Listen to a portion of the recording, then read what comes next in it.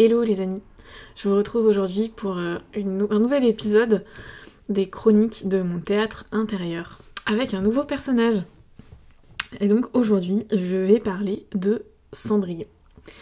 Oui, à l'intérieur de moi, j'ai une Cendrillon, j'ai un personnage que... En fait, je l'ai nommé Cendrillon très simplement parce que quand je l'ai vu, ça m'a tout de suite fait penser à Cendrillon. Et je vais vous en dire un petit peu plus sur... qu'est-ce qui fait que je l'ai démasqué en fait, qu'est-ce qui fait que je l'ai vu. Et après le dialogue que j'ai pu avoir avec elle, on va dire elle parce que c'est Cendrillon, mais il peut très bien être, j'imagine, chez des gens, chez des hommes en fait. Je ne sais pas. Mais donc pourquoi je l'ai appelé Cendrillon ? Parce que en fait ce personnage-là à l'intérieur de moi, il est esclave, voilà, il se rend esclave des autres. Et quand je dis les autres, c'est la famille en fait. C'est vraiment l'histoire de Cendrillon qui est esclave de sa belle-mère et de ses belles-sœurs, je crois. Et donc elle fait ce qu'elles lui disent de faire et probablement même plus en fait. Donc elle se rend esclave, elle fait pour l'intendance, voilà, de la maison, on va dire. Pour les autres. En tout cas, c'est comme ça que je la vois chez moi. Peut-être que chez d'autres personnes, il pourrait y avoir une analogie avec un personnage qui se rend esclave pour d'autres choses que l'intendance, je ne sais pas. Mais bon, voilà, je vais vous expliquer ce qui se passe chez moi, et puis après vous verrez bien si bon, peu importe, vous verrez bien si ça vous parle ou pas. Et donc, comment je l'ai vu ? Je l'ai vu aujourd'hui. J'étais en train de faire la vaisselle alors que mon petit garçon était en train de manger dans sa chaise haute. Il avait une assiette avec des petits pois, enfin le reste de son déjeuner en fait qu'il avait terminé de manger, mais il restait des choses dans son assiette, dont des petits pois. Et donc là, qu'est-ce que je le vois faire ? Je le vois prendre son assiette et la renverser. Donc la renverser dans la tablette de sa chaise haute. Pas la renverser par terre, mais en gros il prend son assiette et hop, il la renverse et donc le reste de petits pois tombe dans la tablette de sa chaise haute. Et là, à l'intérieur de moi, qu'est-ce qui se passe ? Tout de suite, je le vois faire ça et là, je suis là, oh non, c'est pas possible, oh non, ça y est, je vais encore passer des heures à nettoyer, après il va y en avoir partout dans la cuisine. Et pourquoi ça s'affole comme ça à l'intérieur de moi ? Parce que c'est le midi, là, aujourd'hui, je suis seule avec mes enfants, ça fait 4 heures en fait que j'ai eu quoi, 5 minutes pour moi pour aller aux toilettes et me préparer. Mais sinon, en fait, toute mon attention est utilisée pour mes enfants. Et donc, il y a une partie de moi qui est très fatiguée et qui aimerait bien avoir un peu de temps pour elle.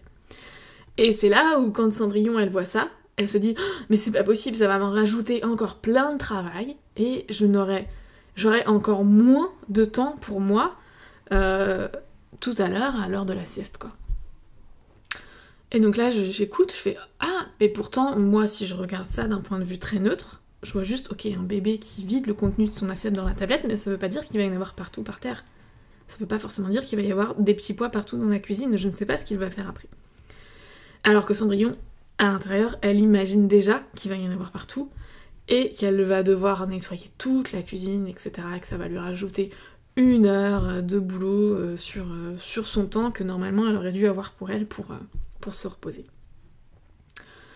Et donc là, je me suis dit, ah bah tiens, on dirait vraiment Cendrillon à l'intérieur de moi, qui est épuisée en fait de s'occuper uniquement, d'être esclave quoi, de ce qui se passe pour la famille, pour la maison, etc. Et qui est fatiguée de ça en fait, qu'on peut plus. Alors que en fait, dans les faits, c'est pas réellement ce qui se passe. Et en vrai, les petits pois, ils se sont pas retrouvés par terre, en fait. Après, il les a remis dans son assiette, tout simplement. Donc j'ai pas eu plus de nettoyage que s'il n'avait pas renversé son assiette. Donc ça, c'est ce qui s'est passé en vrai. Donc ça a donné raison, quelque part, à la partie de moi neutre, qui regarde ce qui se passe, qui regarde les faits, et qui ne va pas créer des histoires à partir des faits, comme l'a fait Cendrillon, justement. Et donc, je vois cette Cendrillon et je lui demande mais qu'est-ce que tu veux, quoi? De quoi tu as besoin? De quoi tu as besoin pour te sentir mieux? Et donc, elle me répond, libère-moi, libère-moi, quoi. Libère-moi. Et donc, j'attends un petit peu. Je réfléchis à l'histoire de Cendrillon aussi. Je me dis, mais quand même, libère-moi. Même l'histoire de Cendrillon, c'est un prince qui vient quelque part la sauver, quoi. C'est... Bon.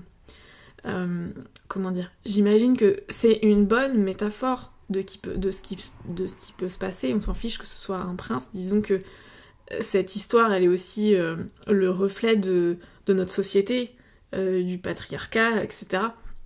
Ok, c'est un prince qui vient la sauver, etc., qui la sort de sa condition. Ça pourrait être, dans une autre histoire, ça pourrait être autre chose, qui la sort de sa condition. Mais finalement, je me dis, bah, ça reste quand même l'extérieur. Et donc, je dialogue avec elle et je lui dis, bah, libère-toi toi-même. Et en fait, elle me dit, bah oui, ok, bah je vais essayer, moi je vais bien me libérer, je vais me libérer. Mais je suis pas sûre que ça va marcher. Et en fait, ce que j'ai compris, c'est que il y avait besoin des deux. Il y avait besoin à la fois que moi je la libère, que je lui dise, ok, moi je te libère, mais toi aussi, tu te libères. En fait, là, dans ce cas-là, il y a besoin des deux côtés. Il y a besoin de quelque chose qui vienne de l'extérieur et quelque chose qui se passe à l'intérieur. Voilà. Autant des fois, il y a juste besoin de quelque chose de l'extérieur, des fois, il peut y avoir juste besoin de quelque chose de l'intérieur. Mais là, avec ce personnage-là, j'ai senti qu'il y avait besoin des deux. Pourquoi ? Pourquoi il y a besoin de quelque chose de l'extérieur ? Parce que si elle est dans cette condition-là, où elle est esclave de l'extérieur, il y a forcément, au départ, l'extérieur qui a créé cette condition.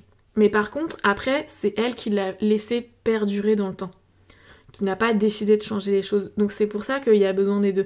Il y a besoin à la fois d'une libération qui vient de l'extérieur pour,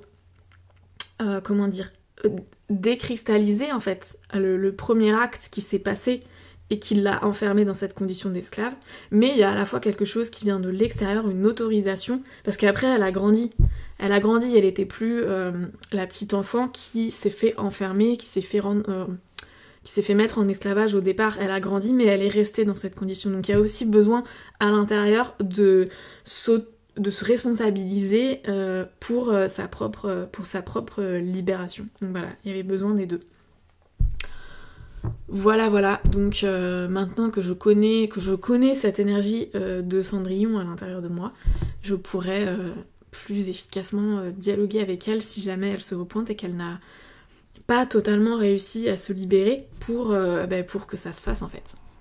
Et donc oui, je parle d'une partie de moi en fait, ou quelque chose qui se manifeste à l'intérieur de moi, une énergie, un élan qui se manifeste à l'intérieur de moi et qui a cette texture, cette saveur, cette couleur, cette personnalité-là en fait.